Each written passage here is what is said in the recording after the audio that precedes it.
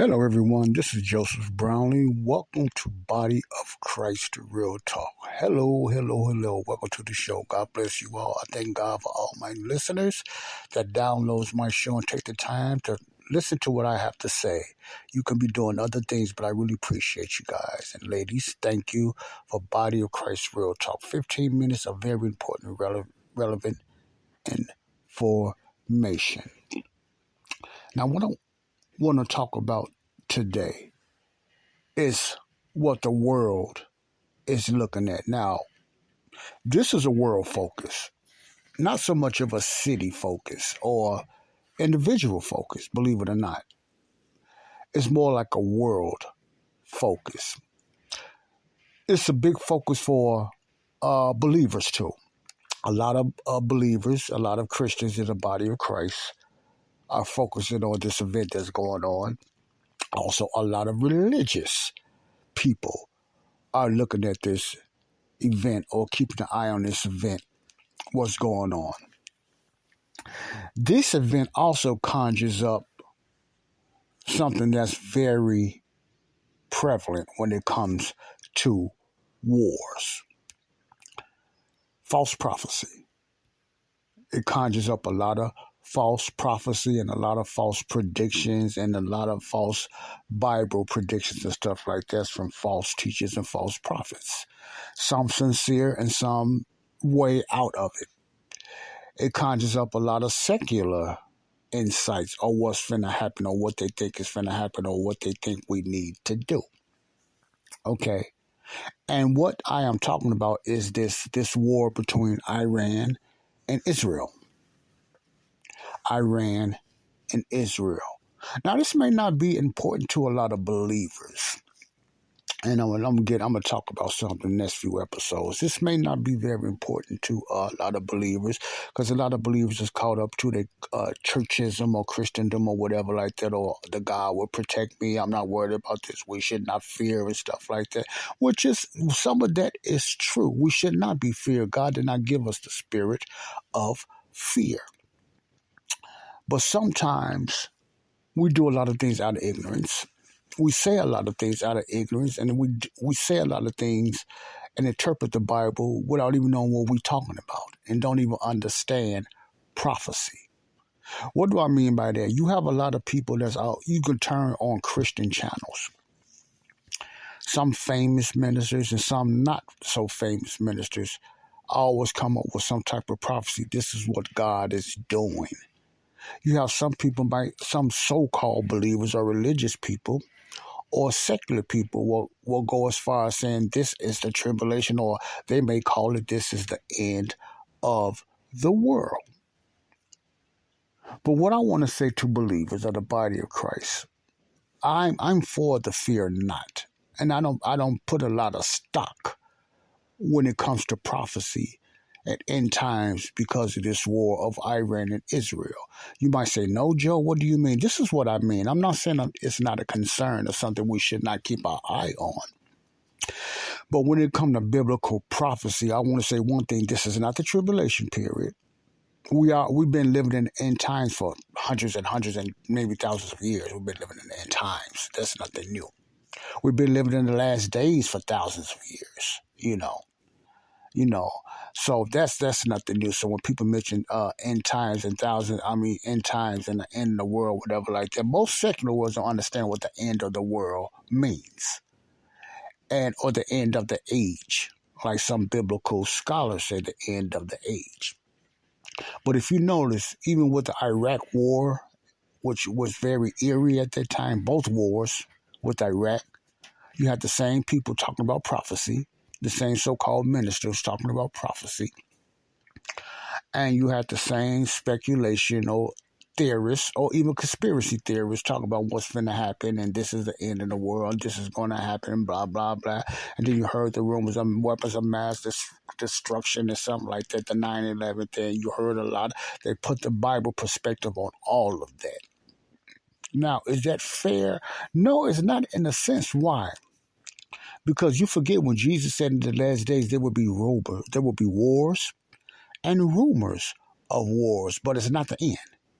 It's like the birth pains. There would be wars and rumors of wars. Sometimes us as believers, I'm not talking about the secular world. I'm not talking about the unsaved. I'm talking about the so-called Bible scholars and false prophetic men and women, and they are false prophets and prophetic men and women out there, even sincerely, saying God's saying this and God is doing this. No, anytime you're saying God is doing something that doesn't line up with his real prophetic word, you're a false prophet.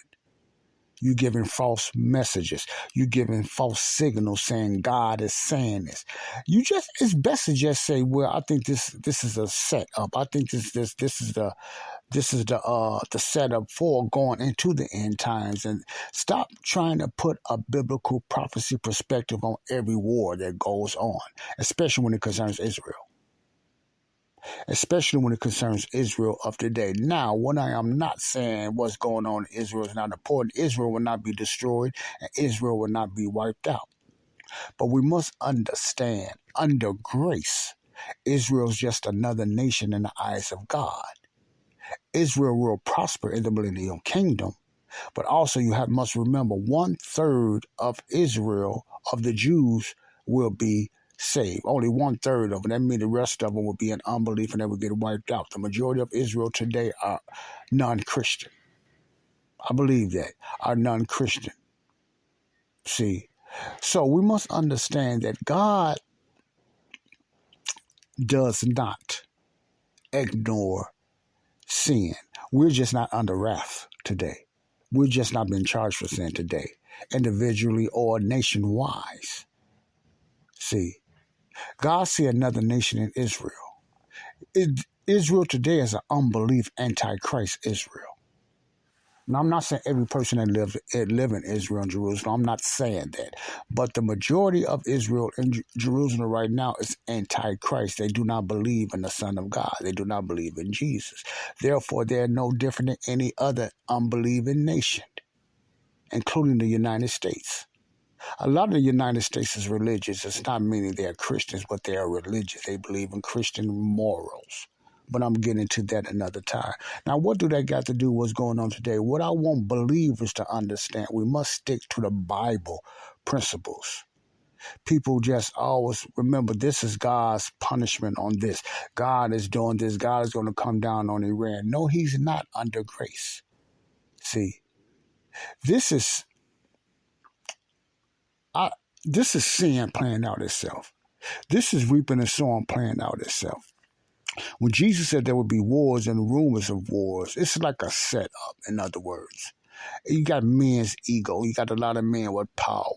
And you got to remember who's behind these wars and what's the real reason and what's really real. What you really see on TV, is it really real?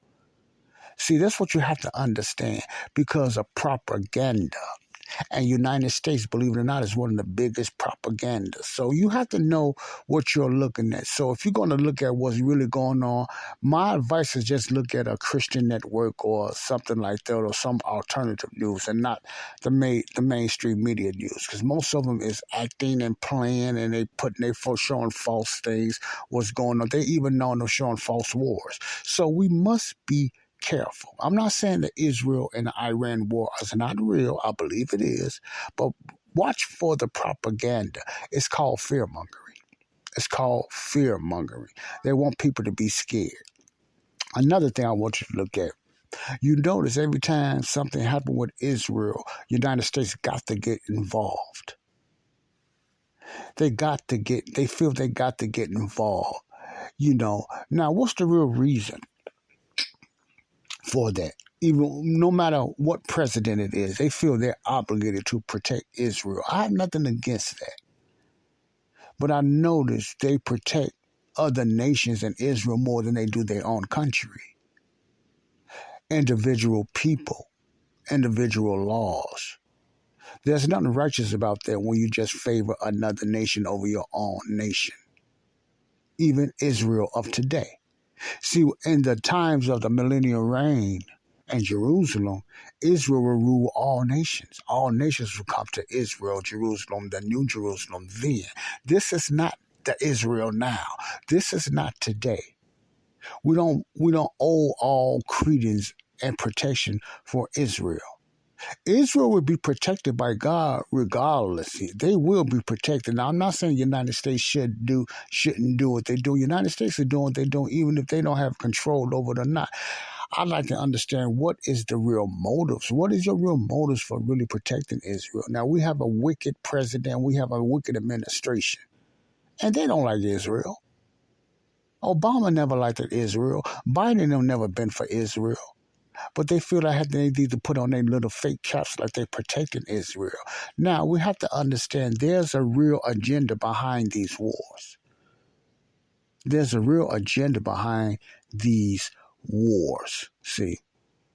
So I don't put a biblical perspective on every war that breaks out, even with Israel, even though I know the metaphor and I understand what's going to go on with Israel. Now, this is just me. And I'm trying to be as biblical perspective as I can. See, Israel today is blind. They turned their back on God. So they just like any other Gentile nation. There's many Gentiles that live in Israel. There's many Jews are antichrist. And you think God is going to ignore that? See, my point is, it's easy for the United States to focus on other countries over their own country. I don't think God is pleased with that or what's going on in the country. See, all this is just like, what should I call this? All of this, what's going on in America and around the world as well, the suffering, the turmoil, the illegal immigration, the attacks that's going on around the world globally. But you see how quick it can be distracted when it involves Israel. Israel takes everybody out. Is that a move from God or what? I don't know. But I'm just saying all focus goes on Israel no matter what.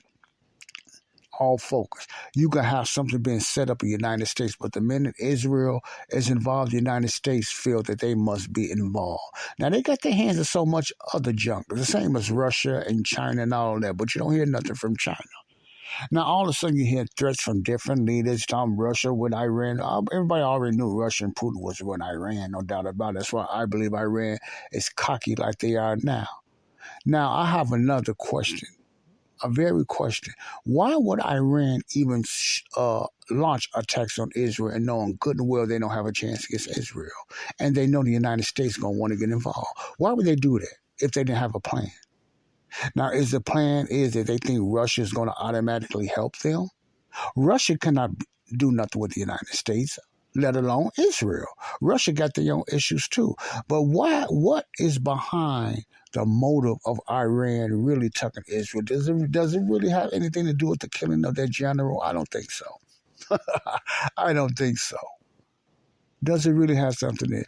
What is going on? Is Iran doing what they're doing now because they feel that the other evil nations, well, let me be careful when I say evil because I have to put the United States there government-wise.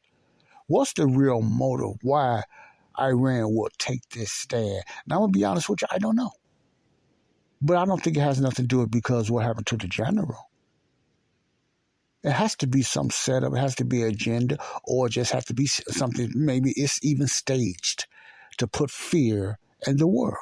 I don't know what's going on, so you have to be careful what you look at and what you believe. See, they saying 300, 500 missiles. How did they come up with that count? Yeah, how do you know how many it was in the media? Now they say the United States is shooting down hundreds of missiles. How did they come up with those counts that fast? So you got to watch numbers. I'm a numbers person, not a mathematician, but I'm a person like that. When many people start talking about hundreds and 200, 300, 400, how do you come up with the numbers?